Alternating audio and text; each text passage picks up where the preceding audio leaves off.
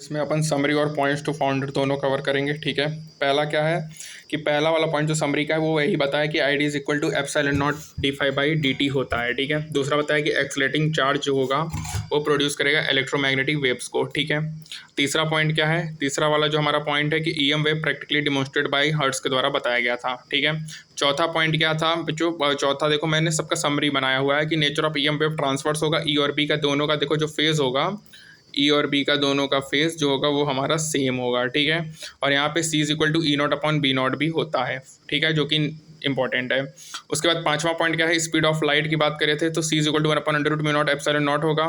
ठीक है, जो कि वैक्यूम में होगा। अगर मीडियम की बात करेंगे तो one upon under root mu R epsilon R होगा, ये मीडियम में होगा। ठीक है, फिर छठवां पॉइंट क्या है बच्चों, ई एम वेव स्पेक्ट्रम है, gamma rays, X-ray, UV, visible, infra, micro, radio. ठीक है, तो याद रखना कि रेडियो का 0.1 नैनोमीटर से ज़्यादा होगा, माइक्रो का 1 नैनोमीटर से 0.1 से 1 नैनोमीटर होगा, फिर से 100 से 1 नैनोमीटर से 700। ठीक है, फिर यहाँ पे 400 से 700। ठीक है, फिर वहाँ से 400 से 1 नैनोमीटर से 10⁻³ नैनोमीटर और 10⁻³ नैनोमीटर से ज़्यादा होगा।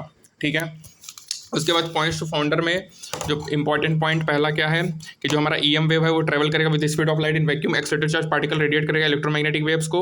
ठीक है, जो हमारा रेडियो वेव्स होता है वो प्रोड्यूस होता है एक्सलेटिंग इलेक्ट्रॉन्स इन सर्किट से।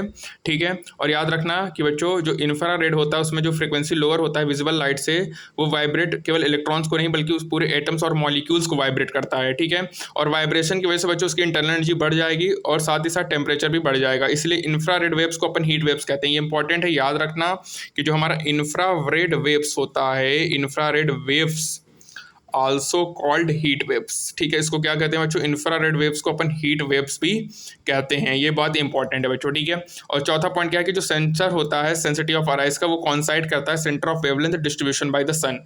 ऐसा इसलिए होता है क्योंकि ह्यूमंस के पास इवॉल्व होता है विजन जो कि मोस्ट सेंसिटिव होता है स्ट्रॉन्गेस्ट वेवलेंथ का, जो कि हमारे सन से आता है बच्चों।